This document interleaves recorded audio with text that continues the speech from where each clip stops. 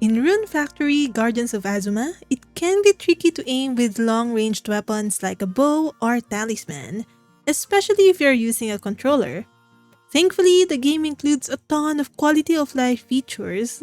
For instance, you can lock onto enemies by pressing the right joystick, making your ranged attacks automatically target them. If you are using a mouse and keyboard, the lock-on feature is in your middle mouse button. Keep watching for 21 more tips and tricks to help your playthrough go smoother. I will be showing footage for my first 15 hours or so in the game, so be aware that there might be some spoilers for that time frame. But don't worry, I did not include any story spoilers. Let's talk about farming, building, and the overhead view. Once you have unlocked the Terra Tiller, you will have access to development zones where you can place buildings, decorations, crops, and trees. If you enter a development zone and you have your Terra Tiller equipped, the in-game time will stop, so make sure to equip this sacred treasure so you can take your time planning different layouts for your village.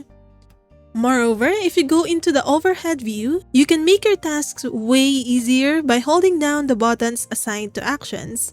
For example, if you want to remove all the debris, paths, and buildings to completely redecorate, you can simply hold the button for that and drag your mouse or joystick across the space.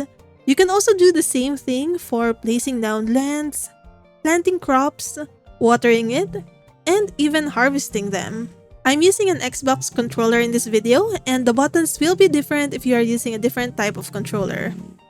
If you remove plots of lands with crops in them, you can get back the seeds, but you will need to plant them again, and their growth progress will be reset. The buildings you move will cause the villagers assigned to it to get reassigned to a different role, so don't forget to review your villager roles after you've done some changes to your village layout. I highly recommend that you plant trees inside your development zones since you will need a lot of lumber for buildings and decorations, and you can run out of lumber pretty quickly. Make sure to assign villagers to collect the lumber for you. You can evict villagers from your town. There are some villagers with negative characteristics that will affect your town's productivity and happiness, and it's better to let them go and get new ones. You can get new villagers each day, so don't fret about losing people in your town. You can view more details about each characteristic by looking at the qualities info to help guide your decision. You can also reassign villagers to another town. For example, there are some uncommon villagers with the journeyman smith characteristic, enabling them to run a blacksmith shop. If you already have a blacksmith on the village they went to, you can simply reassign them to another village so that you can have a blacksmith in both villages. Your map is a very helpful tool in navigating the world of Azuma. The map is huge and there are a lot of fast travel locations scattered throughout the map. Don't forget to go to the grayed out dragon shrines marked on the map to activate them so you can use that fast travel point next time. There are several points of interest in the map that you may want to collect like logs, ores, and statues. The frog statues and shrines are useful to look out for. Interacting with these statues will grant you cooking and crafting recipes. These collectibles disappear from the map once you've interacted with it or claimed it, which is another really good quality of life feature. You can just focus on the remaining ones in the map if you want to get everything. The spots marked with a dark circle means that the area is corrupted, and you have to clear those areas using your sacred tools. Clearing these areas will unlock more resources for you, and it will also increase your village rank. Another use for the map is for finding villagers. On each village, you will see which NPCs are present by looking at the top right portion of the map. If you want to look for their specific location on that village, you have to first travel to that village, open your map, then locate them from there. If there is a portion in the map with an item you can collect but you can't figure out how to get to it yet, don't spend hours trying to figure it out.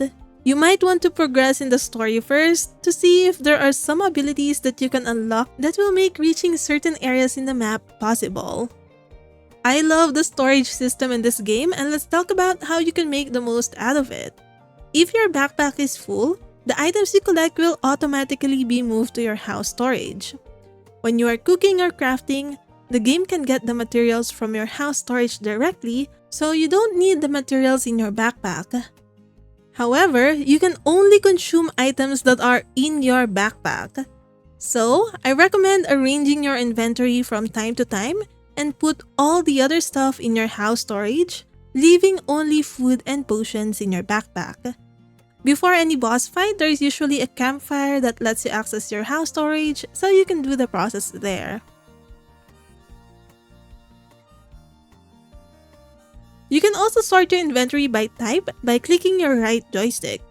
Doing this will put all the food and potions on the upper portion of the list, making it easier to sort through your inventory and keep all the non-consumables in your storage. If you want to keep track of your inventory for a certain material or item, like your potions, you can add it to your favorites and it will show up on the top right portion of your screen.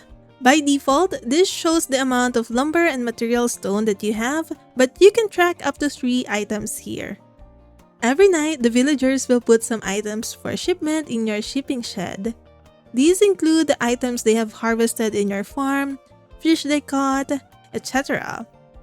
If you want to keep some items for cooking, make sure you look at your shed before you sleep so you can remove some items from there. By default, you will get the money from items shipped every night when you go to sleep. But if you need fast cash for a building or construction, you can simply sell your items directly to merchants to get the profit right away. Then, make sure to utilize your sacred treasures outside of battle. Here are some of the most useful ones to remember. Use the Dance of Bonds with your plum branch to increase your relationship with NPCs within your vicinity. Use the Sacred Drum to make crops and trees grow faster once a day. Use the Sacred Sword on crops that are ready to harvest to get better quality seeds. You can use the Terratiller's overhead view to harvest the crops and get seeds faster, but using the Sacred Sword will reward you with better quality seeds. Equip the Sacred Fan to sprint fast, and use the Sacred Parasol to reach some hidden areas in the map. Exploring the map is very rewarding, and this also applies to the map when you are exploring the skies. There are several small islands that aren't a part of the main quest, but it contains some fun side quests, activities, and additional lore, so make sure to also explore these tiny islands. I've been playing this game at normal difficulty and I didn't have any trouble with any boss fight so far. But it is helpful to remember that you can upgrade tools and armor, not just for your character, but also for other members of your party. The equipment buff can be separated from the character's gear appearance, so even if you don't need the buffs, you might still want to use this feature to change your party's gear appearance to your liking. You can even remove Choi Lang's headgear if you prefer to. In order to change the clothes itself, you will have to access your wardrobe inside one of the shrines. The clothing items available will take time to unlock, but as you increase your bond level with the NPCs and do more activities with them, more clothing options will be unlocked. Let me know if you have other beginner tips for this game in the comment section, and check out this next video for more farming and life sim games like this one.